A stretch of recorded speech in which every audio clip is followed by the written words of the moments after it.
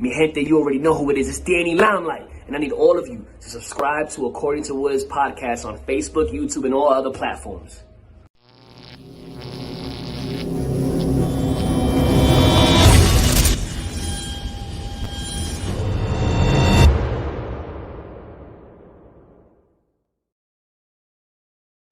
What's good, party people? This is According to Woods, and I have the honor and privilege of talking to my friend, but not just my friend, but he is a true supporter of all things pro wrestling, and we all owe him a bit of thanks because he runs the YouTube channels for the Prichard Show, What Happened When Monday, 83 Weeks, the Arn Show, JR, Grilling with JR, and everything that is the StarCast events stuff. He's the one and only Steve Kaufmann. Steve, what's going on, my man? I'm doing well. I'm happy you teed me up to humble brag. Like, you forgot one Ric Flair. I also manage that channel. That's one of the channels I manage. He doesn't post much, so anytime he posts something, I'm happy to try to get it to the moon. But daily, there's not much going on in that channel. But all the other channels you listed, those keep me very busy. I get it. I mean, I would assume so, right? I mean, it's crazy with the amount of shows, content that you just put out in a week, because those are hour-plus shows, and there's at least, what, 4 of them? 5 of them. Every week? 5. Yeah. Tony Schiavone, he gets released on Wednesday, but most of the time his stuff is, I can export it by Mondays. He is the one where I've been transitioning with him to just do like TikTok stuff, so vertical video stuff. So I would say of the 5, he's the one where I'm just kind of scanning it to find the TikToks, but everyone else, I have to listen to the whole thing at, 3 times speed for efficiency. And then make all the clips, and then thumbnail all the clips, and then schedule all the clips into the future. That's not, I mean, yes, as a professional, it's like, it can be maddening, but I mean, as a wrestling fan, that you just name drop like Arn Anderson, Ric Flair, Tony Schiavone, like that is absolutely cool. So, I mean, how did you become a fan first and foremost? Wrestling to me was something that always existed as a kid on the schoolyard, if you will. I was actually, in preparation for this question, realized I'm a bit obsessive in the sense that, like, I could argue, well, I was a wrestling fan in the early to late 90s. But then thinking about it, like, week to week, month to month, I couldn't have told you what was going on. I was a very casual fan earlier in my childhood, and it wasn't until I was thinking about it, 97, very late in the summer of 97, I was finding a lot of ECW at like 2 a.m. because it is when you get the summer off, the first thing you do is I'm gonna stay up all night. And I found a lot of ECW in 97. For context, I was 11 years old, so I probably should not have been watching ECW in 97. And that was something I followed that summer, but then when school started, it was harder to be up that late to find that show. And then it wasn't until like 98 or 99 that I really, really started to get into it. And funny enough, what got me into it is I was already a fan of the Insane Clown Posse. I'll give you this exclusive here. I was already a fan of the Insane Clown Posse, and they appeared on Raw. And I tuned into Raw to see them, and then I stuck around for everything else. And that's not to say I wasn't following wrestling up until that point. It is to say I got obsessive when I watched Raw during the Monday Night Wars.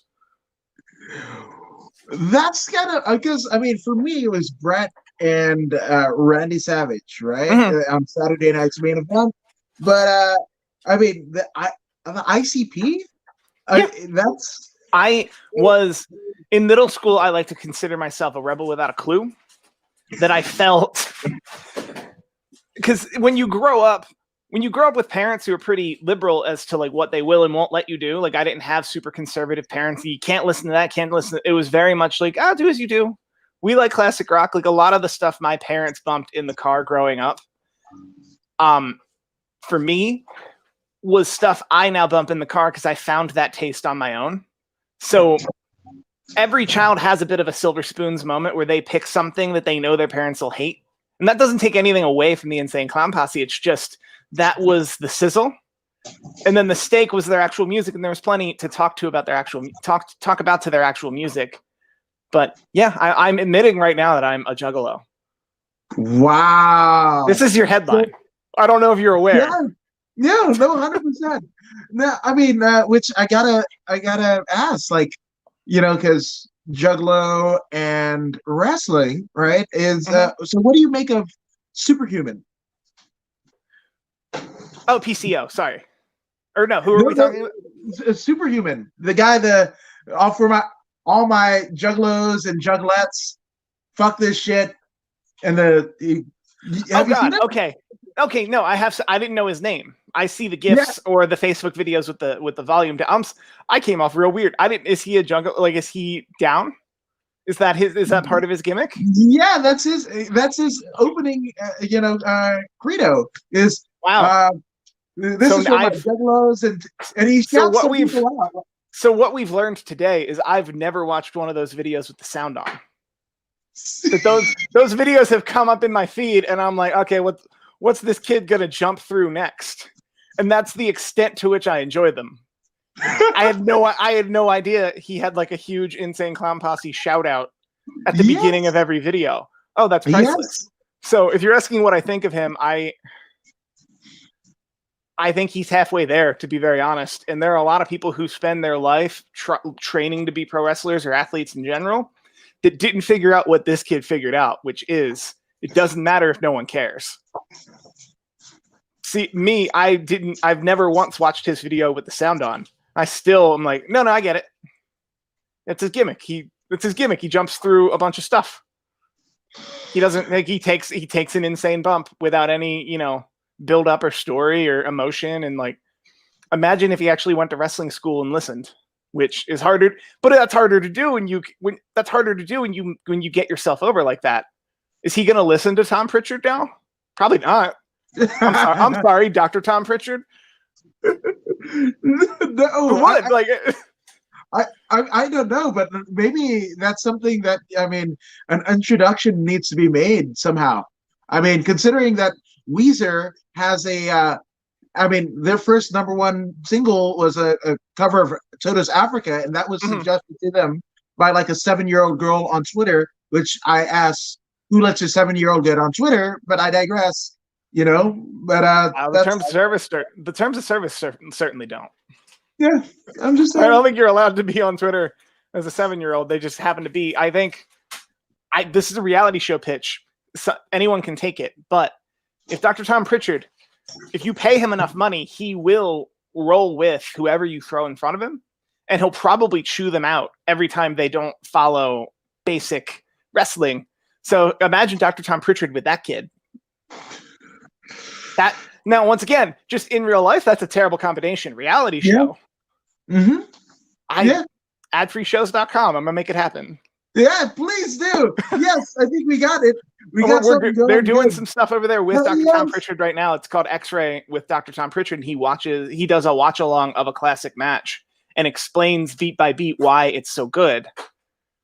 I would imagine their next step is to have him explain beat by beat why bad matches are bad. And then I think the continuation of that would be have internet celebrities come in there and try to tell him what's what, and him tell them, no, absolutely not. This is what wrestling is. Get out of my gym. I don't know. That would be the name of it. Get out of my gym. Yeah, or get out of my gym with Dr. Tom Prichard. Why not stop it at Superhuman, right? Let's put. Superhuman's episode 1, like Superhuman's season 1 or episode 1. Like you could get like, I think the who's the Hemsworth? Which Hemsworth? Chris Hemsworth. Chris Hemsworth is training to play Hulk Hogan right now. Right. I doubt he would want to release any of the footage of him training to learn how to wrestle, but that would be. Yo, is this just a reality show pitch? Is this? I think that's what's happening here, and I think I can't wait to see what might come of it, and if it makes it to air, if it doesn't get left on the cutting room floor, it'd be cool to see whatever iteration that it becomes kind of was thought of right here on the According to Woods I like podcast. that. It's a long slog away. Like, you would have to have enough interest in money and resources to make Dr. Tom do more than he's doing right now, which is sitting at a table watching a match is a far cry from getting in the ring and showing someone the business in front of a camera. So I don't expect that to happen anytime soon, but it's a fun pitch. Yes, it is. Damn right. Damn right. And our good friend, James Lott Jr. of JLJ Media says, Steve! James Lott Jr. is in the house. Yes. JLJ Media, y'all should follow him. I'm subscribed. Steve subscribed. And I mean, why not? He's a friend of the show, was just on Sunday. Just a tremendous human being. Now, obviously, you're going from ICP, right? And just sticking around. What was it that made you stick around? Because obviously, yeah, I mean, you could have went away. So if you compare wrestling to any other show on television, one of the things I always loved about it was the true long-term nature of the storytelling, and not in the way of even a 22-episode show. A 22-episode show, if you're the lead, you're at best involved in 24 storylines in 1 year. Pro wrestling, that's 52 storylines times pay-per-views, and you kind of commingle and all this stuff that, like, you get more bang for your buck, if you will. Not to say I'm out for a value, but I think there's a lot to be said about, you get me, I got there. Yeah. But I like the never-ending, almost Sisyphusian nature of it never ends. It always continues. Monday Night Raw will always be on. A lot of the constants will always be there. It'll always be wrestling in a way that, like, This Is Us from season 1 to season 5, or The West Wing from season 1 to season 5, will make very drastic changes, like glacial changes, very quickly, whereas wrestling is still wrestling. And as some people are complaining now that Raw looks the exact same as it did last night, as it did 10 years ago, 15 years ago, that if anything, that's the audience complaint. That some people want the nostalgia, and then you have to kind of find that. But I talked myself into a circle there. But answer your question is I like the staying nature. And I think, especially with at the time I'm talking about, you had a huge star like The Rock, Stone Cold Steve Austin, The Undertaker, Triple H, Mick Foley, like to see all of these people every week was such a treat that in the case of The Rock or Austin, you really didn't get it. Like, at a certain point, that stopped. So, I mean, was it those, I mean, the names that you mentioned, those are pretty marquee names, right? Once in a generation talent that, crazy enough, they all existed in the same kind of, I guess, pardon the pun, but WWE universe or WWF universe, right? So, was there anyone who stood out to you, or was it just those main ones, or was it like an X-Pac, or I mean, I love the New Age Outlaws and Road Dogg and what have you, but I mean, who was it for you during that era? Did you have a person like, that's my guy, that's my gal? I would say Mick Foley was probably like all around my guy, especially 90, like, and oddly enough, it'll come back to 97, summer 97. I'm pretty sure Mick Foley was on ECW, or at least they were replaying his footage from, if he wasn't there and had left, they were probably replaying the Cactus Jack stuff.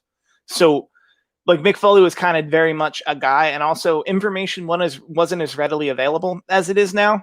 So if I saw him on local TV in Philadelphia and then saw him on national TV out of Connecticut and didn't pay much attention, there's a possibility it would have clicked in my head like, oh, he's a local guy. Until you get into it and you're like, no, he's not. He just worked at a local promotion like once. But I do think, yeah, I think like Mick Foley was my guy, but like The Rock, who can't like The Rock? Like, it was really difficult to not like The Rock. It was almost impossible to not like Steve Austin at that time. Because, like, 98, that was at the beginning of, like, Steve Austin, like, mania, literally. That he was untouchable to a point that The Rock, someone you would love, was getting booed out of most buildings. In a way that would not make sense to anyone today. Like, if I picked a non-wrestling fan off the street and then showed them 98 leading into WrestleMania 15, the kind of boos Dwayne The Rock Johnson received, they would tell me it was edited. They'd be like, people didn't dislike The Rock that much. He's The Rock. He is likable. Like, he could be president if he wants to. And we're all wondering whether he wants to. Yeah. That is, yeah, especially coming 2024. We don't know what that's going to look like, you know. But James Lott Jr. says, thank you, Steve, for that shout out. And yeah, we're going to shout you out, good sir. And George Hermoso of the Wrestling Chatter channel says this better not be longer than 5 hours. No, you are the reigning, defending king. I don't think anybody, you set a bar so high that I don't think anyone is touching it. I had to commit tonight to a concise 1 hour because otherwise I'd have to go 5 hours and beat George Hermoso. Yeah, it's no over and under. Y'all know I can do it. That's not even a problem. Oh yeah. I literally have I just thought, like, I have a bowl of salad just in case. You were ready for.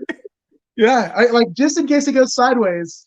Are we gonna have a salad break? What are you gonna? Are you just gonna ask me, Steve, Juggalo, and then you yourself just eat the salad? What are you? How are you gonna eat a salad while doing an interview? Dude, some of my favorite podcasts is the one where I don't speak at all. Most people do this like for the clout and like, oh, I want to be or whatever. But I have like amazing, interesting friends, much like yourself, and I want to hear the fucking story because we might know each other but not know the story behind it and whatever. So like that's it. Some of the best ones, like the Frank Triggs or even the Josh Barnett's or whatever, I almost didn't talk at all. That's fine with me. That's great. It's your show. Oh, so it's my show. Just take the ball. Just do whatever I want. Got it. You'll eat a salad. Yeah. Why not? Why not? You know? Is that kale? I saw kale in there. Was there kale in that salad? Yes, there is. I'm trying to eat healthy. I have to ask you. So you think kale is like a ridiculous modifier, more healthy than like spinach or lettuce? No. I think it's hyperbole. Yeah, I have a bag of spinach, but this one was easier to kind of break open, and it already had the stuff versus like the Costco spinach menagerie or whatever. Like I would have to do stuff for it. So I was like, yeah, I'm gonna do the thing that doesn't have to do with the stuff, and that's where I got to this. So yeah. I'm just curious but like kale is what, like 3 to 5 times more expensive than like lettuce or spinach? Yeah. So like it has to be to me, and maybe I'm like, I've been called insultingly pragmatic before. In my head, I'm immediately like, is kale 3 to 5 times better for me than lettuce or spinach? That's the equation in my head. Yeah. Well, theoretically speaking, if you're going health conscious, like I had a half a cup of pomegranate juice. So somewhere, hopefully I unfat fuck myself. But remind me in a week to check your audience retention, because I'm curious if we kept everyone through the kale discussion or we lost them. No, actually, I do not have an answer. I want to know. Colin Crandall, the great Colin Crandall of the MMA Power Hour, which you want to check out on Fight TV, says great work. Is Steve Kaufmann related to the late great Andy Kaufman, the comedian and women's world champion of the world? Intergender, yeah. World champion. I'm aware of the rumor that I'm related to him. I can't even say that with this. No, I'm. He is Jewish, and it's the Jewish spelling, 1 F, 1 N. I'm German with the German spelling, 1 F, 2 N's. Kaufman loosely translate to man who buys, but he's not a consumer or a salesman. Wow. Very fascinating answer to the question. No, I'm not, to my knowledge, related to Andy Kaufman. Well, I mean, we found out that Joe Rogan is related to like somebody of note who's also Gerard Way of My Chemical Romance. They're like second cousins. Interesting. Yeah, I'd like to be at that family gathering. I'd like to be at that family meeting. He'll probably make it a podcast. He'll probably make it a podcast. What about Lexi Kaufman? Also different spelled spelling. No, also the same spelling as Andy Kaufman. I am once again aware of the rumors. I'm related to Lexi Kaufman. I am not, to my knowledge, related to Lexi Kaufman. Lexi Kaufman, who, by the way, is engaged to someone she knew for a year, which that's sprung if I've heard sprung. I'm not going to hate people get sprung, but that is sprung. Yeah. So and Colin Crandall says Joe Rogan and Seth Rogen. Might happen. I mean, you never know. That would be the obvious one. Yeah. Similar. Was it Gracie? Hoist Gracie was related to. It was on no, it was on Lillian Garcia's podcast over a year ago. I was consulting at that point, and I'm just forgetting all the names. There's a Gracie in MMA that thought they weren't related to Hoist Gracie, and then did a blood test and found out they were. What? I don't know this. Well, now I feel I don't have all the details. If George Hermosa is watching, George Hermosa. It's like related. You should know. Let's put it in. Because I know. Well, here's the thing. So I know with Michael and Bruce Buffer, right? That's the case. That's almost the exact case with them, where Michael Buffer was basically, given away for adoption, right? And Bruce grew up with his family, Papa Buffer in Malibu and what have you, right? So one day he's watching boxing, right? He's watching boxing and he sees this guy. He's like, oh, wow. And then sees that he has the same last name.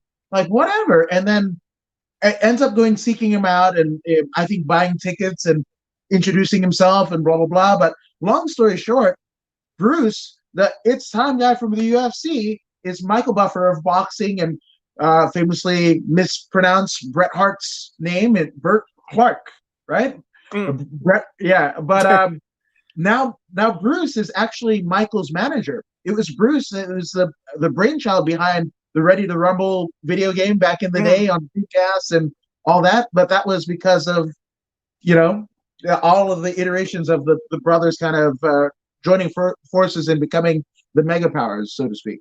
I was unaware that they weren't just it wasn't just a regular father-son relationship. That's fascinating. Yeah, absolutely. I think Michael was born out of wedlock or something like that, right? But he was given the name, right? Adopted out and whatever, and then found his way to that, and then in Malibu, growing up with like Tom Petty and like all of the people in Malibu, Bruce ends up doing martial arts in his own right. So the fact that they both kind of came here, like that's crazy, Which Colin Crandall says, now we're going deep in the woods, only I can. Another great guest on the podcast. Because, Steve Kaufmann is absolutely great, and I'm awesome. There's not a combat sport that you can do. Great guest, great guy, which I encourage everyone to go ahead and check out the MMA Power Hour on Fight TV every Wednesday. That's what you should do.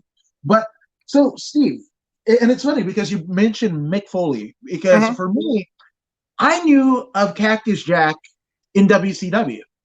I missed the whole ECW kind of iteration, right? Where did you grow up in SoCal? Where did you grow up? Everywhere, and that's one of the reasons why I love pro wrestling. So born in San Francisco, we moved to Fiji, where my mom's from, for maybe about 6 months or something like that. Came back to the Bay Area, then to Indiana, where my dad's from, Las Vegas, New Mexico, Georgia, and then here in '95 in Inglewood.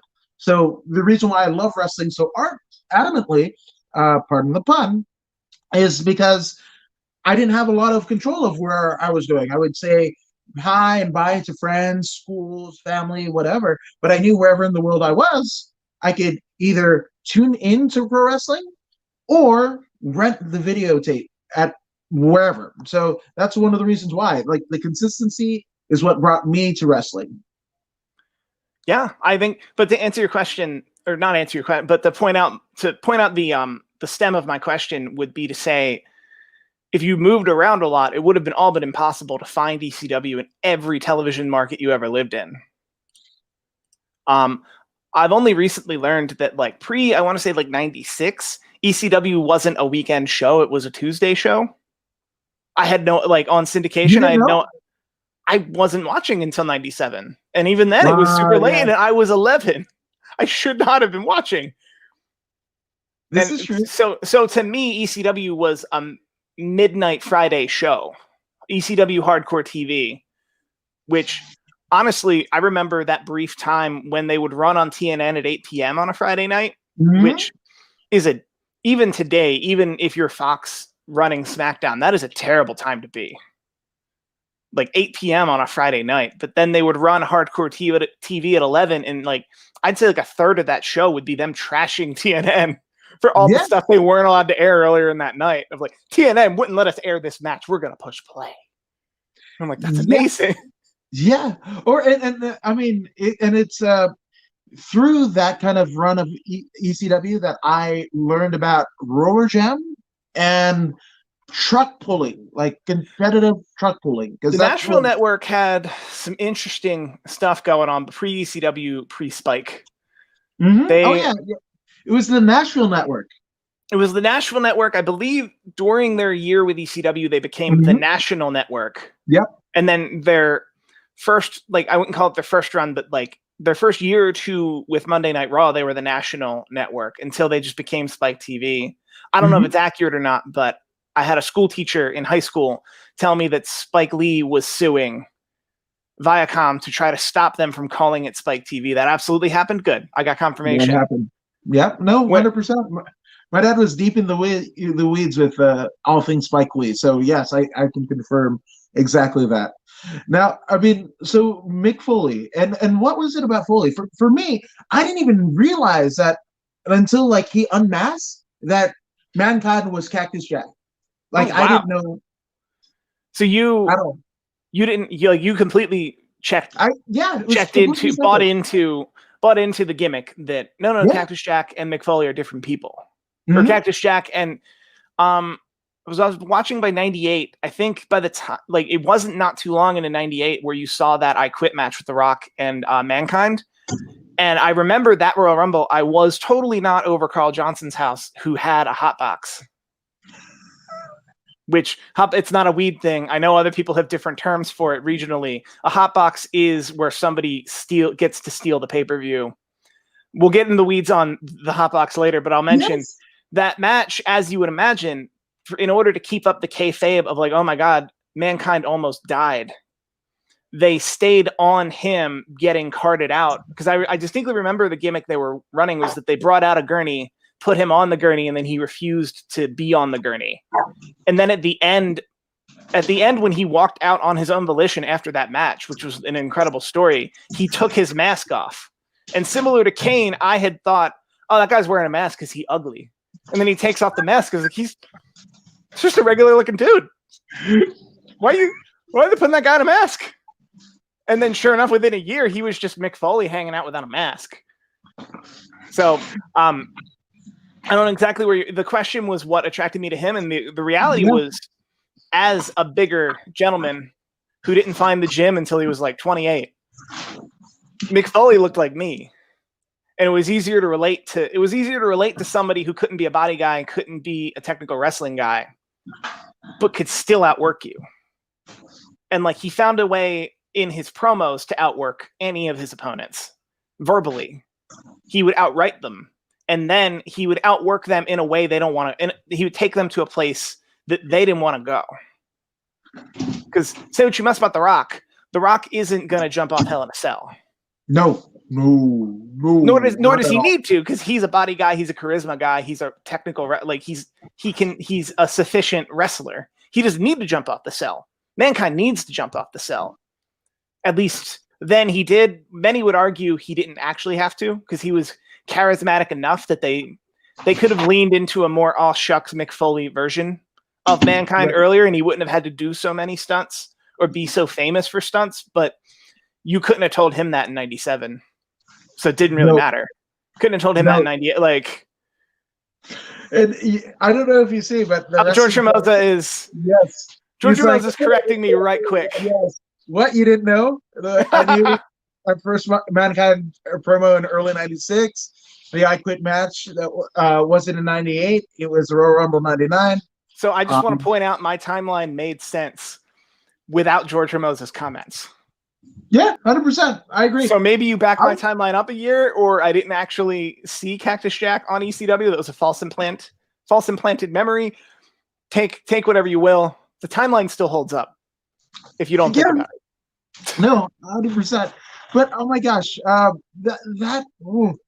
Where do you want to? Yeah, it's weird, right? Because like he did so much, right? And it's like the Booker T kind of botch where, when he talks about John Cena with what is it, like little limited skill, limited ability. John Cena has, become the world champion. That was kind of Foley without the, like, literally without the, his gift of gab. Would we really see Mick Foley like the way as a champion? Not as a champion, no, but he would have always been a hand, in my opinion. Like he would have always, like, he was, I would call him functional enough in the ring, but he and you hear this, anyone will tell you, you don't actually get very far by aiming for the middle of the card. It's a mind fuck. I hope we're explicit. I hope we're allowed to be explicit here. We're 30 minutes in. Yeah. The YouTube censor only looks at the first like 2 minutes. We're fine. It's a mind fuck that the only way you get anywhere in life is you shoot for the stars, and then you only wind up in the stratosphere. And similarly, the only way Mick Foley made it past the mid card was to shoot for the top of the card. And success is a mind fuck like that. That you're like, is that what it'll take? I thought. It's fascinating, but I think Mick Foley had that he knew, okay, you put me out there with anyone, the match won't suck. Cool. You can have a body guy 2 years out of any wrestling school who could do that. Yeah. I need to, with a microphone, get myself over as this character. And then in the ring, I need to give them something they've never seen before. If we're getting into the psychology of Mick Foley, I think that's where he was, and I think what he learned throughout his career is the match can actually be kind of subpar if the talking segment is through the roof. And I think that's a sad reality of wrestling in general and television in general, is if the steak sizzles enough, the steak can be subpar. Yeah. And that's television. That's not just pro wrestling. How many event TV things have you tuned into that you like hardly remember? Like, remember the time that it was Deal or No Deal and like half the briefcases were $1 million and half the briefcases were $1? I remember that, and you remember that because we all watched that. Yeah. That was sizzle. How much steak was there? The same amount of any other week of Deal or No Deal, but they put it on at 8 p.m. and they promoted the hell out of it, and we all watched it. That's how I feel about being able to talk.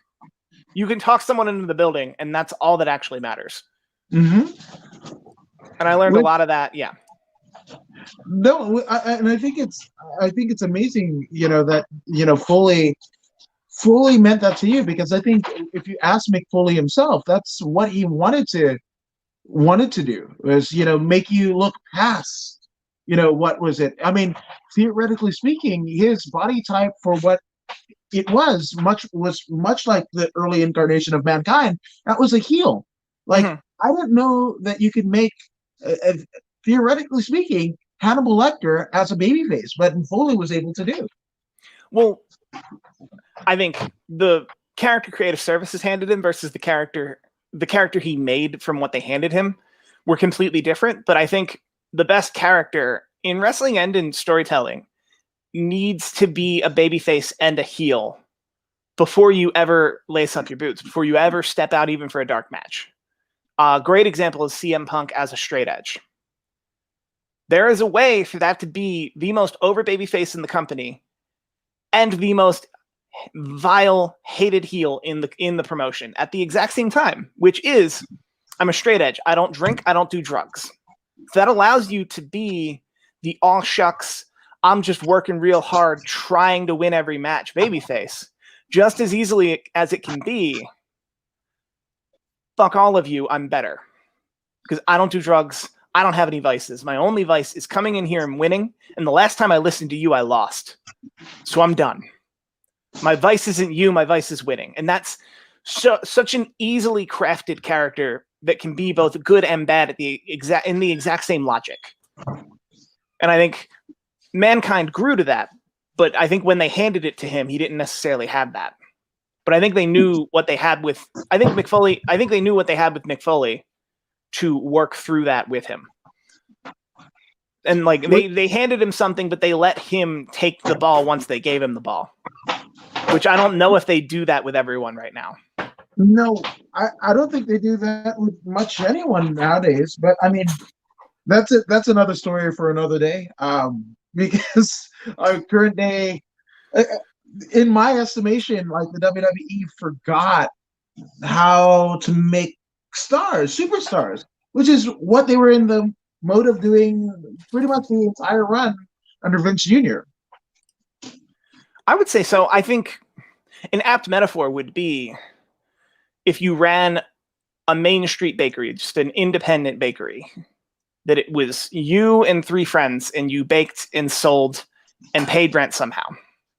What do those baked goods look like? Versus what does it look like if you franchise 3,000 bakeries? Mm-hmm. You go from how do I make a product for 1,000 people in one market to how do I make 5 products for 1,000 markets? So you're not building baked goods anymore. You're building a system. Yeah. You're building a system of how to create baked goods. You're building and I think creativity and commerce are always going to clash, but sometimes at scale, you completely lose shit. And I think that's what happens to the WWE. And it doesn't help that everything still filters through the same guy. And I think, and that guy is now, oh, well, that's how we do things here. That's how we do things here. And then worse yet, that guy can't possibly deal with everyone who's on his TV at any time. So instead of dealing with him, which at the very least, it would be, I'm pretty sure cogent would be the word. Like it would be logical. Through everything Vince McMahon does would be completely logical. It's the 5 people who work for him who are filtering it through what they think he'd like. And they're not him. So some things will fall through the cracks. And I think, I don't know. That's a weird analogy that got kind of in the weeds or the woods, as they say. That's perfect. That's perfect. Because I mean, in that, like for me, and we kind of discussed it in other iterations of stuff, but like the fact that Raw Underground existed in the same universe as Retribution, like what? And they became separate from each other. Like this, yeah, it did make sense. Well, they felt like they could have been from the same cloth, and then they were all but ignored. We're talking about modern stuff, and I don't think I'm breaking any fourth walls when I say creative didn't have a week 3 plan, a week 10 plan, a week 30 plan for Retribution. They had a week 1 plan. Yeah. Maybe a week 2 plan of wouldn't it be cool if, which by itself, and if you're one bakery in one market, wouldn't it be cool if we made pretzels, but instead of, wouldn't it be cool if we made chocolate covered soft pretzels? That market might love that. That market might hate that. But at best, you're only servicing 1,000 people in one market. Mm-hmm. And creativity is based on, wouldn't it be cool if? The problem is, if you're on national television, you have too many cooks in that kitchen. And you go, wouldn't it be cool if they were this? And instead of really gestating on what would week 1 look like? What would week 5 look like? What would week 30 look like? Who would those people need to be if we did this? And then let's work that way. They didn't do that. We all know they didn't do that. They put a bunch of people out there who they weren't 100% even sure were going to be the people in Retribution, and then continued to pivot every week in a way that wasn't cogent is the word of the day to the week prior. I have to Google cogent now in case just make sure I'm not misusing it. No, and it's clear, logical, or convincing. Yes, cogent is a perfect word. Yeah. But yeah, those are my thoughts on Retribution. I don't need to. They're already dead. Like I don't need to beat them down. By the way, they're over as fuck on Twitter. They what?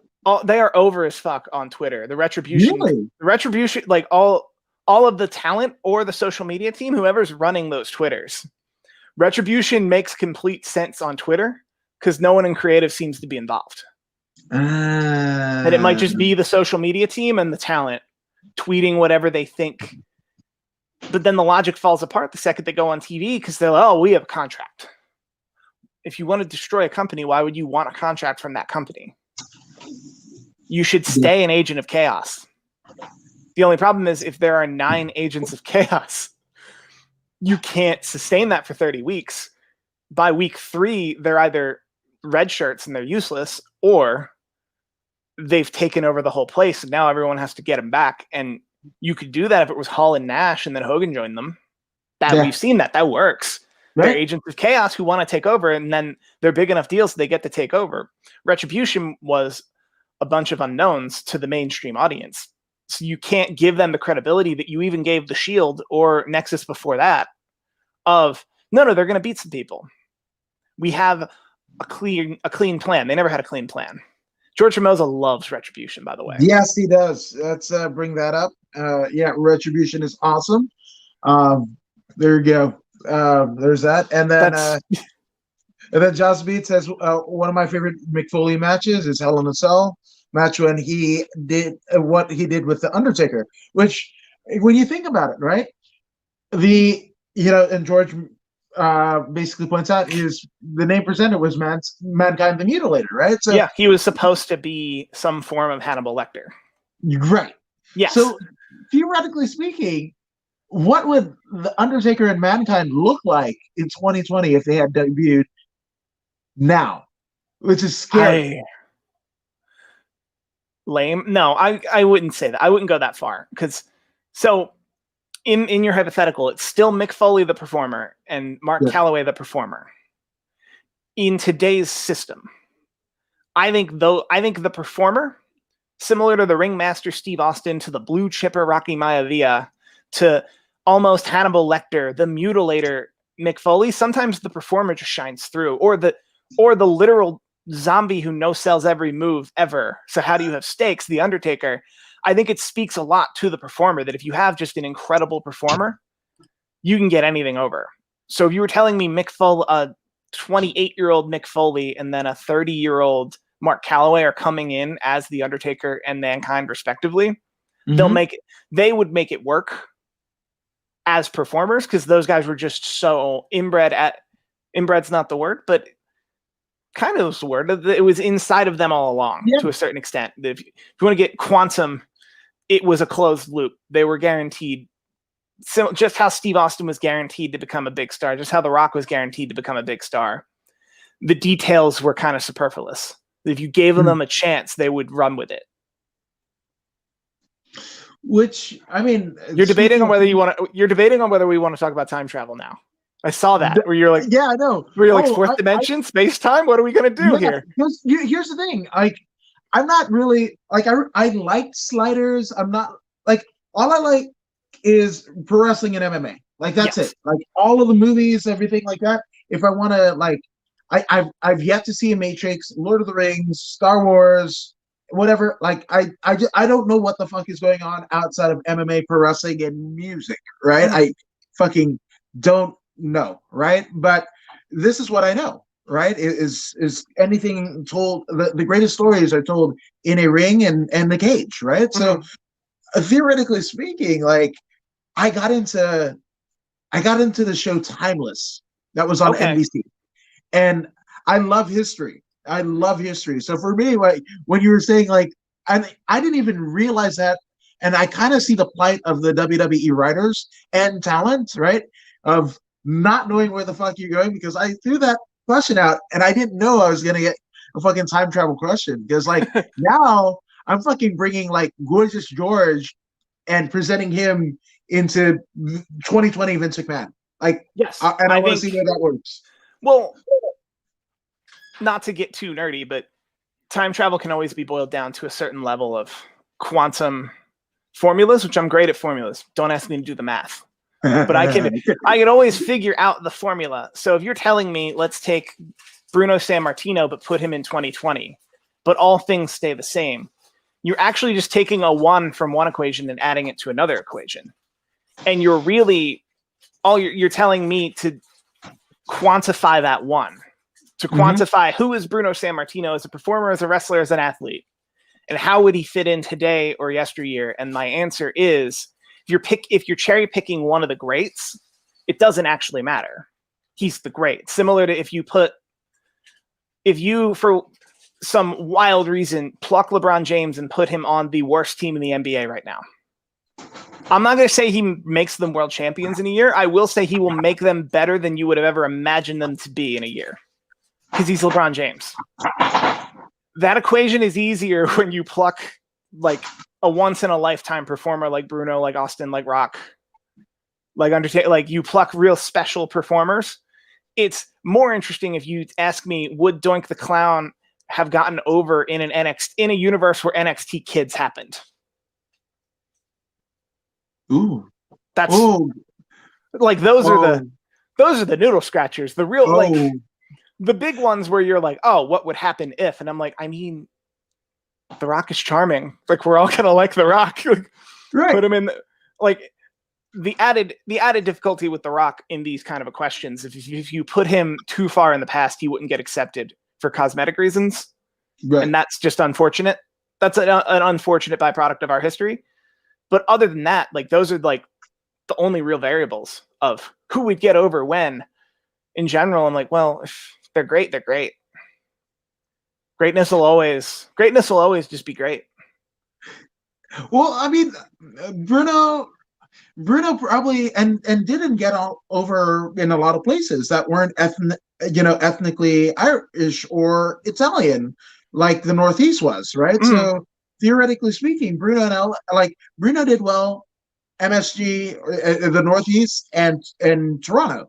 Those are the two places, right? So, like, I think they brought him into like LA, didn't do so well, He didn't do great in LA, he still did okay, and I think he did okay. In 2020 hindsight, he probably didn't do great because they brought him in as probably a touring world champion, right? As like a touring all shucks babyface, I'm Bruno Sammartino, instead of, if Gronk comes into the WWE, he's a babyface in exactly one territory, maybe two. He is a heel in the because like imagine Gronk, Tom Brady. Imagine Tom Brady wanted to be a pro wrestler and like really made a real go at it. He's getting booed out of every arena that isn't New England, maybe Tampa Bay. Similarly, if you bring Bruno at that time to Los Angeles or to Mexico, you need to tweak. You need to tweak and know what you have. He's still an attraction. He's just, people aren't coming to watch him win necessarily. They're coming to see if he'll lose. Or even if he loses, to see him get beat up. And I don't know. Like, once again, I'm not hating on the Los Angeles bookers of 50 years ago. Right. I'm sure they did their best. He was Bruno Sammartino. He probably would never work heel, never been promoted heel. But if you're really looking at cogent, the word of the day, if you're looking at a cogent story, not everyone's a babyface in every territory. Philadelphia's going to hate John Cena. Philadelphia's going to riot over Roman Reigns.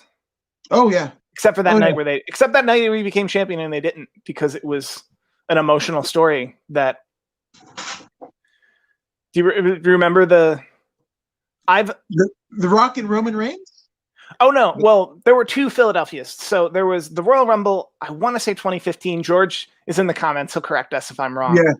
The Royal Rumble that was in Philadelphia, where Roman Reigns won and The Rock held his arm, and you could see it in The Rock's eyes of like, these people don't like him. Yeah. What are they doing? That was at the Royal Rumble, and at the very end of that year, I want to say the last Raw of the year, they were in Philadelphia again, and Roman Reigns became world champion to thunderous applause, because it was an actual emotional story that he got back what he lost. He was a babyface chasing a heel. Again, because he beat Triple H at Mania. Don't quote me on all the dates. No, never mind. Sorry, that was a full year later, because that's what they undid. The following Royal Rumble, they made it a 40-man Royal Rumble. Triple H is going to beat you for the world title. Mm-hmm. And all the emotional beats that worked in one of our hardest markets, we're going to undo them literally the next week. I remember all these details now. I was not convinced. I'm still... So, I mean, for me, Roman Reigns, actually, I can call a spade a spade. Like, he has done the best work, this whole kind of tribal chief, whatever. And maybe it's because I'm Melanesian, right? My mom's from Fiji and whatever. Maybe it speaks to me and I know the order of things and, kind of gravitate towards the storyline. that way. But like for me, I was just like, oh, George Ramosa says it wasn't 40 men. George Ramosa, our resident stat checker. There was a 40-man Royal Rumble. It just wasn't that one. It was Minute Maid Park, wasn't it? No. I'm talking about, it was the Royal Rumble with the lame logo. The Triple H, that it was Roman Reigns, I believe. Yes, when Mr. Perfect came back, wasn't it? No. Not that one either? No, this had to be 2016. Y'all are going to make me look this up. Oh, he says 2011. No. So the Royal Rumble 2016 I'm talking about. Let me pull it up. Triple H won by last eliminating Dean Ambrose. It was a 30-man. I was wrong there. Royal Rumble match for the World Heavyweight Championship. Roman Reigns was World Heavyweight Champion. They made him come in at number 1. AJ Styles came in at number 3 and was eliminated 11th by that was that one. Kevin Owens. Triple H came in number 30 and won. Every emotional beat that got Roman that belt was undid literally a week later when Vince McMahon came out and said, it's 1 versus 29, and we're going to cram babyface Roman Reigns down your throats because we don't learn anything. Those are the emotional beats I remember. George can help me fill in the dates. Yeah, he's saying we're wrong about everything. Thanks. And 2016 was from Orlando. Yes, 2016 was in the Thunderdome. It just wasn't called the Thunderdome yet. And then WrestleMania, that was the WrestleMania in Houston that was main evented by Roman Reigns, Triple H, and had at least 20,000 people walk out. Not because the match was bad, it was just because it was like a 15-card WrestleMania. Mm-hmm. And it was one of the first ones of its kind. Yeah, that made people like just turn their back almost, literally and figuratively. Well, because it was, I don't know, I think it frustrated me because they did something right and then ignored it literally a week later. If I were to ever, and I remember the week before they undid everything, I felt the documentary filmmaker in me wanted to make a documentary about Roman Reigns from the Rumble in Philadelphia where they booed him to the Raw in Philadelphia where they cheered him. And like what he went through in a career at that moment, in those moments to do it. And I guess the sad caveat would be literally a week later, Vince McMahon comes out and undoes everything. Was it Dallas? I'm sorry. It was Dallas. Yeah, it was Dallas. And it wasn't Houston. Yeah. I made it clear up top. Similar to Flobo's in here, JLJ's in here. It's just an AfterBuzz TV reunion up in these comments. Yes, I know. That's and I love that Flobo's here because I will say it forever and a day. It was a little over a year ago that Flobo actually was trying to get me into AfterBuzz, right? And so I feel a certain kinship. And when I was kind of trudging away the last 4 years of doing MMA shows and everything like that, I was looking to you guys at AfterBuzz and what you guys were doing, and it's motivated me still because even after AfterBuzz, what you guys are doing, created. Well, what Flobo's doing, what Jack Farmer's doing, what George Ramosa's doing, what James Lotta's doing, like there are a lot of heavy hitters that were at AfterBuzz doing heavy hitter stuff at AfterBuzz that just moved on to do heavy hitter stuff elsewhere. Yeah, what George, Christie, and I were doing and continued to do after AfterBuzz phased out of what we do. I'm not revealing much. I'm not revealing much because I don't know much, but if we're doing it without them, I don't know. Like, in a year from now, if they come back and will have us in their studio, we'll gladly come back and be in their studio. Yeah. Is the most I'll say about it. Because now I'm realizing I am bordering on kayfabe about that. Uh-oh. Kind of. Uh-oh. I'm kind of bordering on kayfabe, but I actually don't know anything. There are indicators anyone could find that are not positive. Is where I'll leave it. And if anyone in the comments wants to know, they have my number. Which I mean, I gotta ask you, right? In terms of like content creators, and again, all of the AfterBuzz folks, are my What's AfterBuzz? Come back, Soulja Boy, and What's AfterBuzz? Thanks. It's a thing. Yeah, it's a thing. It's a thing, George. You should know. Yeah, but I mean, you all of you guys are creating some of my favorite content that isn't my own. But you are doing something completely different than the rest of the pack, and you are the YouTube wizard. That's what I put in the comment, and I think it's absolutely true.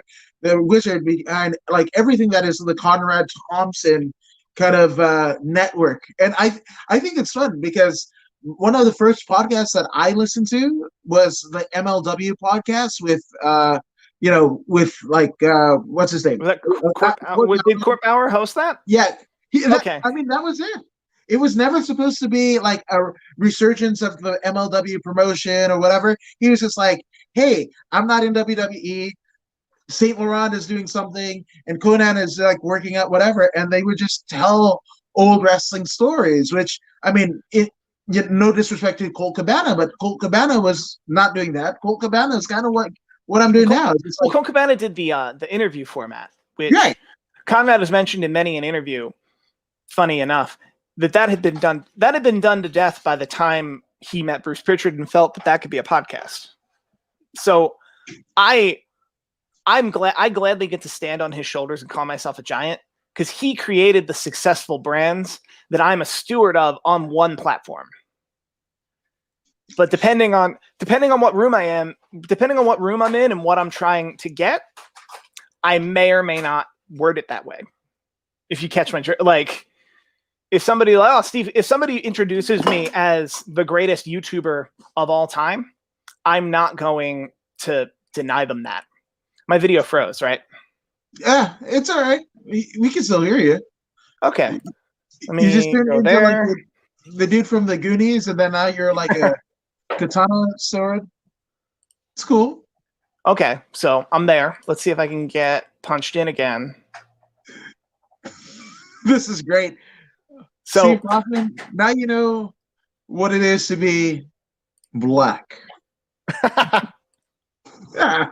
So, sight unseen in some circles. All right, we're just gonna have to be not as punched in as I'd like to be. All right. Okay. No worries. But I mean, like, how does your involvement happen? Because I think it's amazing.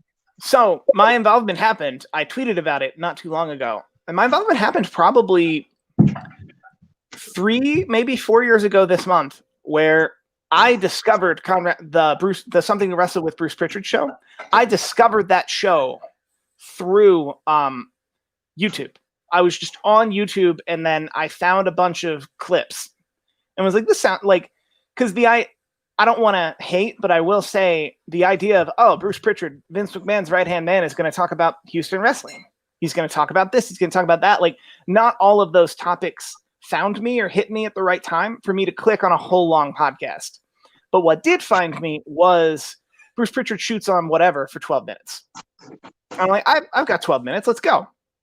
And I would find all the clips, and I felt that the clips weren't living up to even the low standard that is a YouTube video, which I think should involve motion.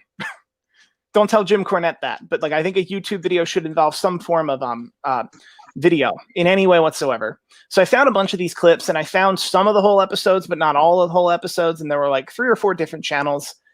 And I thought I could do better. And fortunately for me, I was verified on Twitter from the previous summer. So, and I think Conrad had heard of AfterBuzz. So when I followed him, he followed me back. So I was able to DM him and be like, hey, do you have any interest in me running your YouTube channel with a clip that looks like this? And what I sent him, by the way, is a clip that looks nothing like any of the work I do. Because what I was trying to do is I was trying to slide in an asset every like 20 or 30 seconds. And that, as cool as that is, that wasn't efficient for what I wound up doing, which was managing whole podcasts and whole podcast clips at a giant scale. Like, you don't actually get to handle that. But I didn't know that. I shot for the moon.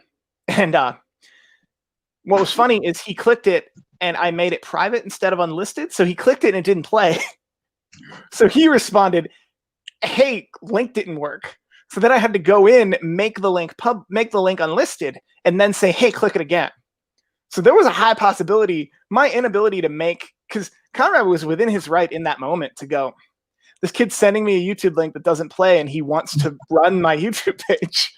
So I was very fortunate. He had an extra moment that day to click the link and actually see what I could do as an editor. Quick humble brag about me as an editor. I, by that point, had edited a feature-length documentary. And then years prior to that, was assistant editor on another feature-length documentary. Film school graduate as well. So like the whole idea of making a video was not in any way foreign to me. Like I was a very proficient editor. I had a bit to learn about YouTube. And I had felt I like this show a lot. And I think I could figure out a way to get people to find it on YouTube who would have otherwise not found it, like myself. And he was like, it sounds good. Then we talked a bit of numbers. And then he gave me the login to the channel, only for me to find out that it was none of the channels I was watching. And I spent November of that year making whole episodes and taking down every pirate clip that existed. And at one point, like I'm not even kidding when I say thousands of pirate clips of Something to Wrestle with Bruce Prichard that I had to manually DMCA while also building out a channel, something up until that moment I had never actually done. So I did that. And that was fun. Was that the hour timer or is that a car outside? I'm curious. No, that is the car outside. Okay. So I did that and then I eventually built the channel, and I'm confident enough in my abilities now to say that what I did next was the channel was a success from that December when it launched all the way to now. The only difference was it took me at least 10 months to figure out why it was a success and start replicating the success. Wow. I had, and like, once again, like we're talking constants and this and that, like I had always known in my head that there's money on the table with old intellectual property, whether it's a podcast or a movie or a TV show. Actually, a brief aside to explain, my senior project in film school, before I realized I could graduate without doing one, was I was going to take, at that point, the 6 Rocky films and cut them into 3 Rocky films. I could still do that. And just release it until they take me down. There's no money in that, though. But I think there could still be a market for some form of a re-release, of a re-edit. So like this had always been flying around in my brain. This idea of how do I have the audience watch it 3 times? Nostalgia is one way. A re-release is another way. What about a re-edit? And in the YouTube space, so if they do a 3-hour episode about Jim Cornette, that's cool. But Bruce Prichard tells the George of the Rat story. That's a completely different video. Different from the kind of people who would click a 3-hour video about Jim Cornette are the same kind of people who would click a 12-minute video about George the Rat. The only difference is they're more likely to click the 12-minute video, even if they've already heard that story on the 3-hour video. And we're getting their business twice. And that idea was in my head. It took me forever to do the math. If you like, to bring it back to what I said about, I know the formula, don't ask me to do the math. I knew, and like, I'm not alone. Like we talked about Joe Rogan has a whole channel just for his clips. Yeah.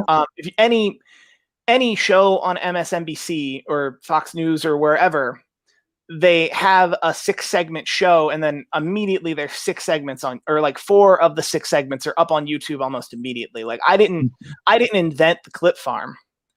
I just figured it out for my use. And that's what I do. And that's what I do professionally and have for over 3 years. Because then by like January, February, it was, hey, Ric Flair needs a guy. And I became that guy. And then Tony Schiavone, I cut the same deal to do Tony Schiavone's podcast. And then by that summer, they had announced the Eric Bischoff 83 Weeks show. And then it was a long time, but like over a year until Arn Anderson came aboard. And now there was a different channel manager, and it took a bit of finagling for me to get Jim Ross's business. But now I have Jim Ross's business, and I did a lot of consulting along the way, learned a lot of lessons along the way. I can now say that I'm a bit of a YouTube guru. I wasn't comfortable with that for a long time because I was like, I was just a dude who knew what I would click. and just tried a bunch. And I would say it was only this calendar year where I felt super proficient in, no, this is how it works. Up until then, I'm not going to say I was faking it. I was absolutely not faking it. If Conrad Thompson's watching this far, never faked it. I knew what I could and couldn't do, or I knew what I could and couldn't learn. There was a lot I did not know. There was a lot I learned really, really fast. But I think those stories are super helpful for people to hear.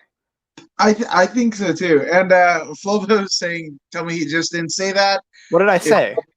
Oh no, in terms of me, when your screen went black, and now that okay. I was like, I rambled for a minute. It was more me. It was more me than you. Okay, good. Because I was like, I rambled for a minute. I hope I didn't betray. No. I hope I didn't betray kayfabe. I hope I didn't let something out of the bag. All of that felt really public. No, that was directed more towards me. Okay. And the black screen of it all, because I knocked over my iced tea, which jiggled the. I knocked over my iced tea, which jiggled the camera, which made my screen go black. You don't even know the war that my feet have had with my cousin the last hour. It's just it went like berserker mode, like John Nord, straight out, and just I don't know. The Rube Goldberg machine just at my desk right now. See, I'm just saying, yeah. The pets. Now, I I want to do something kind of. I don't want to like get you in trouble or heat or whatever, but like in terms of, I want to just name the shows that you're involved with and like what comes to your mind, and it could be what you intend to do, whatever. But like as you see it, we're gonna go with what happened when Monday. That's a comedy show, first and foremost. If you were to like. I know for SEO wise, you probably have to put that in the sports or entertainment section, but there was a time where that show was supposed to be a clone of the Bruce Prichard show, but with Tony Schiavone and WCW. And it turned out either specifically Tony Schiavone or announcers in WCW, they just didn't have the same level of insight Bruce Prichard had. And how could they? Mm-hmm. Bruce Prichard was at the right hand of the father, if you will. So yes, what they made a very clean pivot kind of early in my opinion, that they were like, we're a comedy show. We're going to watch along and Tony Schiavone's going to be super funny. And we're just going to have a good time. And everyone's going to kind of feel like they're over my house to watch a show. And they found that note real fast. And that, if I had to boil it down to, that's a comedy show. That's a wrestling comedy show. If you want to get particular. Which hashtag lowest rules is what I'm lowest rules. 100%. Yeah. 100%. Now, obviously you mentioned it, so something to wrestle with Bruce Prichard. I would say, and someone will tell me I'm dead wrong, but I would say you can't get any more insight on certain events than you possibly could from asking Bruce Prichard. Because there are some things Bruce Prichard is talking about or has talked about that there was literally only one other decision maker in the room, and it was Vince McMahon, and he's not telling anybody. Mm-mm. He's not telling investors at the meeting. Like that's not happening. So I would say that's the most insightful in general. That show is the most insightful pro wrestling podcast you could find for the top. Absolutely. And they don't pick off topic stuff. Like they never like, oh, we're going to watch Hardcore Heaven 95 and just have Bruce like scream bingo numbers like that. That'll be funny. But it's not a comedy show first. Like there are a lot of comedic elements to it, and I think lately Bruce still gives a lot of that insight in a different formula, and he's more an entertainer, more calling back to a lot of his old impressions. But I think, man, when Bruce Prichard gets fired up, about Meltzer saying something and him going, "No, it was this," and what no one realized is that by saying, "Oh, it was this," no one had ever been able to confirm that. Yeah. Because who else was making that decision? And I think insightful is a good word. No, 100%. And I think even because before that, it was MLW, right? Yeah. Whether it be Conan and then Fort Bauer, and then coming along with like, Christy Joseph would jump on or Alex Greenfield would jump on. And that had been the closest we'd ever got until Something to Wrestle with Bruce Prichard, which is amazing. Yeah, one Also, of my I want to take this moment to shout out Conrad Thompson's formula, because he broke the wrestling podcast mold because you're explaining the Court Bauer Conan show. Right. They didn't have researchers. They didn't have specific topics. They didn't evergreen the topics. They didn't and that's nothing against what they did. I am saying that Conrad Thompson figured out what I want to do, without giving you a specific number. I mentioned the Jim Cornette episode of Something to Wrestle. I would argue by revenue, that is a top 10 video every month. Mm-hmm. That video is 3 years old. That podcast is 4 years old. People still consistently watch it. And I think there's if you pick an evergreen topic and don't talk about current stuff, the formula really works because people will find you eventually. So I'll give him that shout out right here, right now, that I get to be a steward of a very well-made, well-researched, well-done brand. And that's not me blowing smoke. I don't have to say that. No, that's, yeah. And we think Conrad, which, I mean, it's kind of weird how he got in, and with Flair and then marrying the Flair's daughter, it's crazy, but what he's done with it, and then managed to almost a la Rogan. Most people don't know, and I'll kind of pull back the curtain, but Joe Rogan co-owns On It, ONNIT, right? And who has been one of the consistent sponsors of the Joe Rogan Experience and everything that Joe Rogan does, even as it relates to his friends like Brendan Schaub or Joey Diaz and what have you.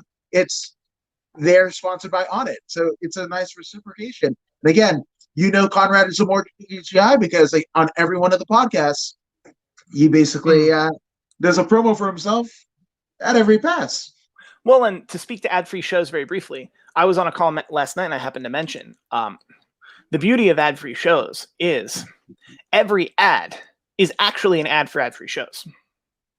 And for those of you who don't know, if you're into any of the podcasts we've mentioned, you go to adfreeshows.com. That's their Patreon.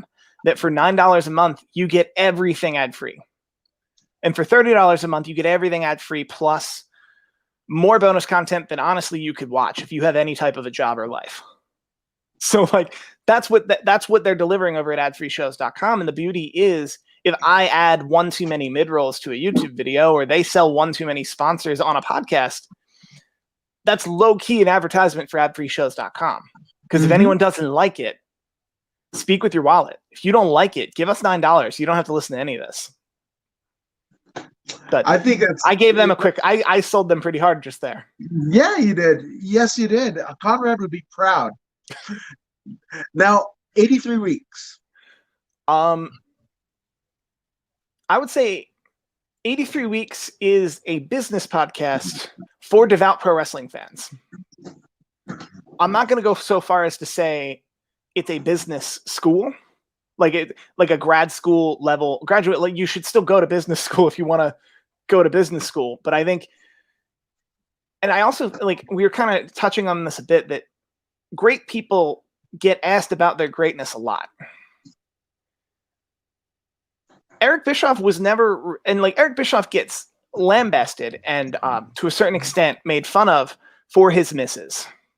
He's never asked about his hits, and B, he's never asked to explain why his misses weren't hits.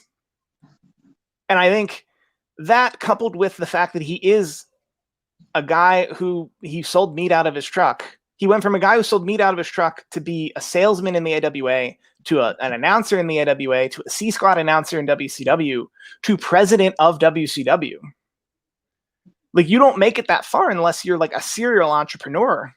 And I think, how does a serial entrepreneur see wrestling versus someone like Bruce Prichard, who I would argue is more of a creative, corporate person, whereas Eric Bischoff is a serial entrepreneur in the way that he doesn't gamble at a casino, but he gambles on businesses. He gambles on his business. He gambles in the world of business. So I think, if you're asking me what I think of 83 Weeks, I think it's a business school for people who very deeply understand pro wrestling and may not deeply understand business. And if I'm wrong, please tell me, because that's how I've taken it. It has helped me a lot understand. And I think you're right. And I think there's a lot to be learned from someone very honestly saying, here's what I tried to do.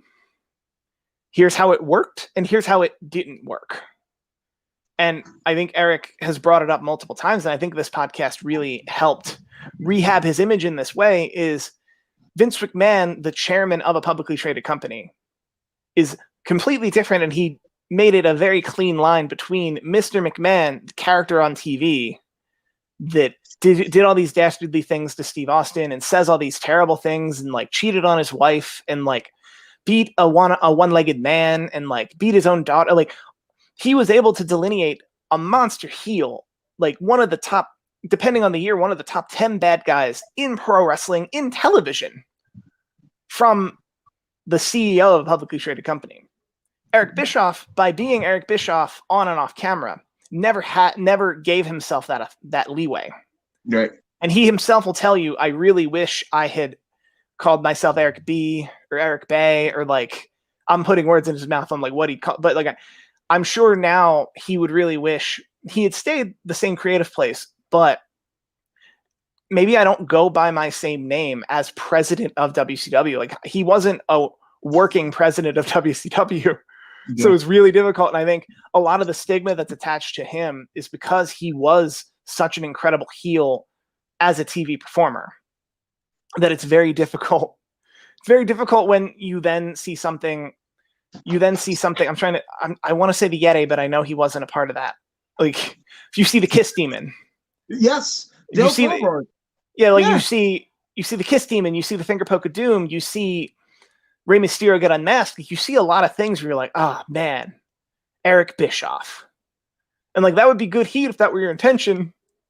Then what? He wasn't. Who's to say he was actually booking that? Who's to say his intention wasn't to make us really enjoy something? And I think 83 Weeks gave him that opportunity to explain himself. In a way that I've never heard any interviewer really give him that opportunity. No, and again, it's just his, his familiar. I think it's a catharsis, right? Where it's probably been in him to do. It's just he hasn't had the avenue to do so. And again, somebody that is friend, not foe, in Conrad Thompson, who again is in the Flair family, and he and Flair have made amends and everything like that. I think it's like, it's like what is it, Norway, right? It's like kind of common ground. Yeah, I think it's also, I don't think in 2011, 2012, I don't think anyone had created the type of audio format for someone to come on and truly, like, no one. And I think because podcast had a boom and a bust already. Spoilers. If y'all think you're in on a podcast boom, you are 8 years late. Yep. You missed it. You're in it for the love of the game right now. So that there were a lot of places that were, we're just going to get Ric Flair to come in, or we're just going to get Steve Austin to come in. We're going to get Colt Cabana to come in. We're going to get Jim Ross to come in. And that'll be the show. Just let them do whatever they want. And Conrad was the first person to come in and be like, I don't like that. And just because they get propped up by giant corporations that may or may not be here in 10 years doesn't mean that that's the content I want to stake my name on. And if you listen to the Ross Report, yeah, nothing against it, but like some episodes, he just talks about Hell in a Cell from the day before, and I can speak from experience because they're all available at youtube.com/grillingjr. The ones that do well are like the more timeless interviews, and the ones that do poorly are, we're going to talk about the Punjabi prison match at Extreme Rules, summer 2016. Okay. I would rather Conrad specifically talk to you about that in 2020 than listen to your knee-jerk reaction a day later. That, like, I don't know. We're in the weeds about, or the woods, if you will. But it's good about that format. I mean, you mentioned, Grilling JR. So let's talk about that. Like, what do you think that is by definition? I think Grilling JR is Jim Ross was always one of the greatest minds in that business. He's sure as shit one of the best performers, like one of the best one of the best commentators you could imagine. Like, so to have that guy who was also head of talent relations, who aside from the 2 books and the podcast, not really, I don't want to say open up, but like not really get into how he felt in that moment, how he feels now, what's going on. I would say it's also insightful, but in a different way that Bruce Prichard's show is insightful. Because Bruce Prichard will tell you exactly how it went down and what the logic was. And half the time you're upset with the logic. Jim Ross was a couple seats back and was like, yeah, Bruce and Vince said they're going to do this. I didn't agree with it, but that wasn't my job wasn't to go 12 rounds with them over The Miz. Like, my job wasn't to tell them an ECW reboot would fail. Like, my job wasn't to tell them that twice. These are weird examples, but you get what I mean. That, like, yeah, no, 100%. There's a certain it's not duplicitous, but there's a certain nature to the Jim Ross podcast where it's the Bruce Prichard stuff, but from our perspective of like, well, I said this, they didn't listen, or I wanted to say this, but I knew they weren't going to listen, or I actually thought it was a good idea too. And then the bell rang. And like, you could be a bit more third party from Jim Ross's chair. Also, Jim Ross's career covers a lot more televised wrestling that isn't just what Vince was thinking, what Vince was doing. So you got a lot of Jim Crockett in there, a lot of WCW in there. And then just Mid-South, like a lot of everything in there. They did a Jim Cornette episode very recently that True to Form is going to stay one of our top 10 revenue driving videos, hopefully forever. Probably. And that's like, because it's just the power. Jim Cornette's name just drives clicks in a way. Not that I can't explain, but like I can't quantify. Yeah. Similar, like, how is The Rock The Rock? I'm like, I don't know. Why do people click the link? Why do people click it if Jim Cornette's name is in the title and the thumbnail? I don't know either, but you best believe I'm gonna do that more. Like, if they're talking about Jim Cornette, I'll be sure to release that clip early and often. Yeah. Oh, yeah. Damn.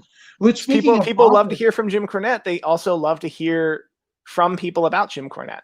Mm-hmm. Yeah, absolutely. Because he has a very polarizing way about him. You either love him or you hate him. Again, in many ways, he's the Southern Paul Heyman. You either love or hate him. There's no like middle ground with him in people's opinion of such. But if you give him enough, because he's an ultimate salesman in the sense that if you give Jim Cornette your ears, love him or hate him, you won't. It's not that you won't disagree with him, but you'll understand him, or at least understand where he came from in that moment. And I think Paul Heyman, and that's why Paul Heyman is where he is right now. Yeah. Is you give Paul Heyman a microphone. He can convince you that Roman Reigns is a heel. Not that he isn't. I'm not trashing that storyline. It's a great storyline.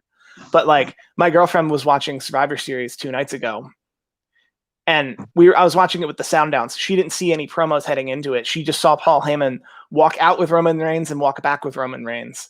And she kind of commented, was like, Paul Heyman is like the most overpaid stand-in in wrestling. Yeah. And I had to mention, I was like, he's also the most overqualified. Sometimes in business, you being overpaid and overqualified is your place. Would you rather be underpaid but doing something, like getting something on TV people are watching? Like, right. I'm sure Paul Heyman could have ran Impact Wrestling. They would have had to listen to him.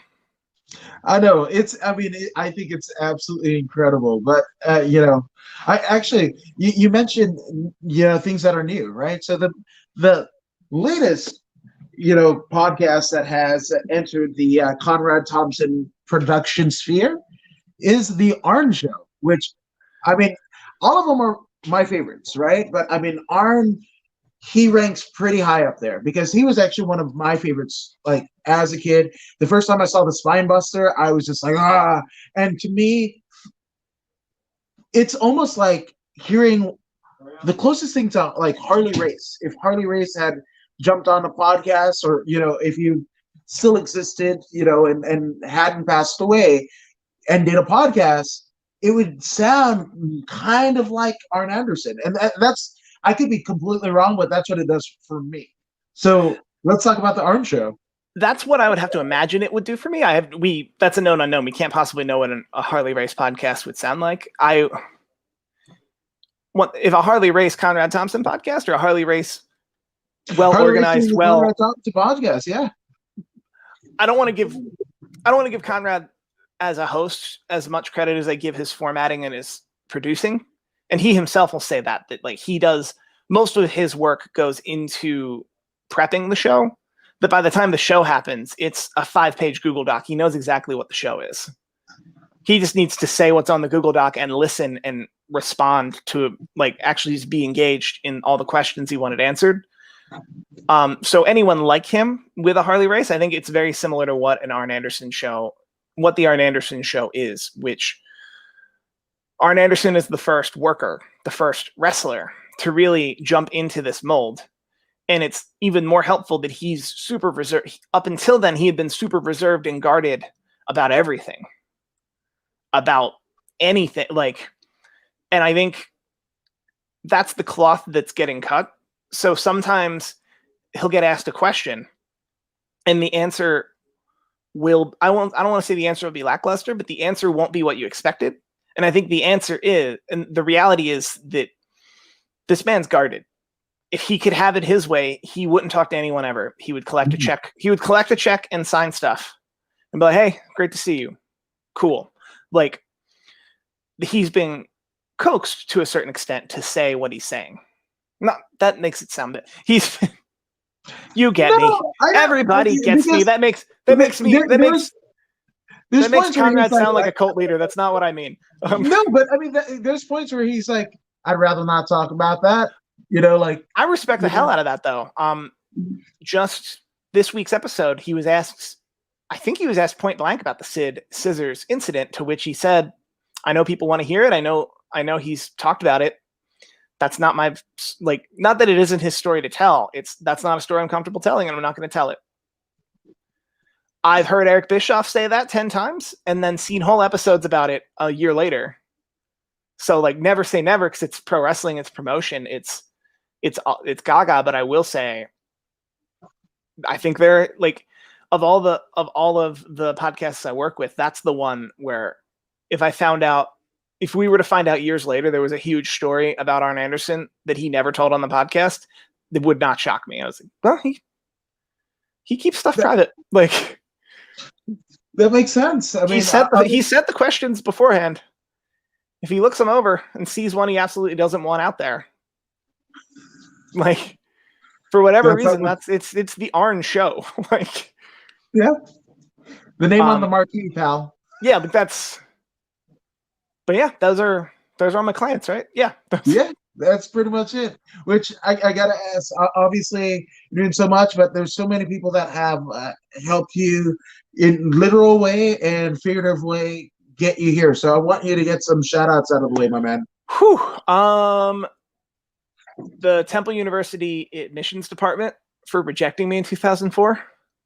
Community College of Philadelphia in 2004, who had no choice but to accept me because I had a college degree. I had a high school degree. The Temple University Film program for being amazing. I'm not going to thank the admissions department for having no choice but to accept me with an associate's degree.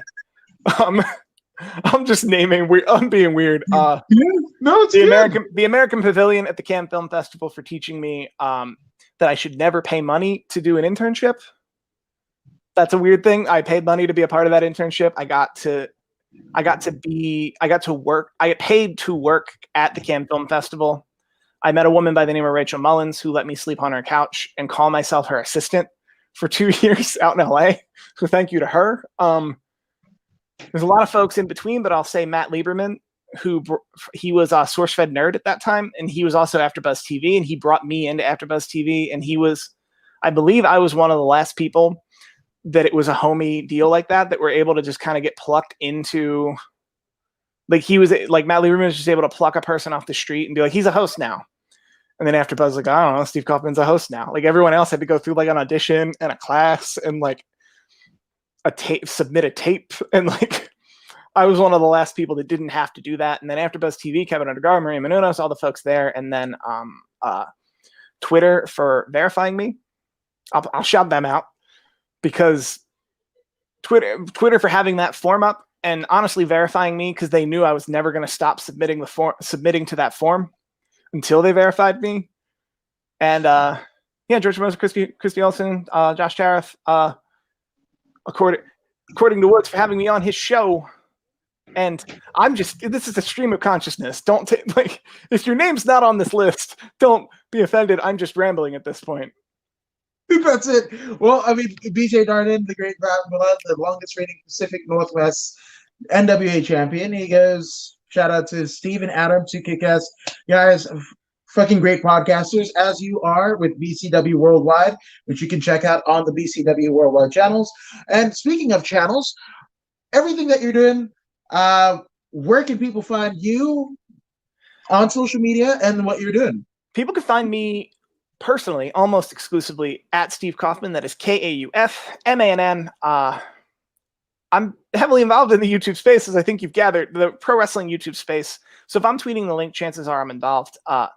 Also, there's a saying that's been going around a lot during quarantine that you should never underestimate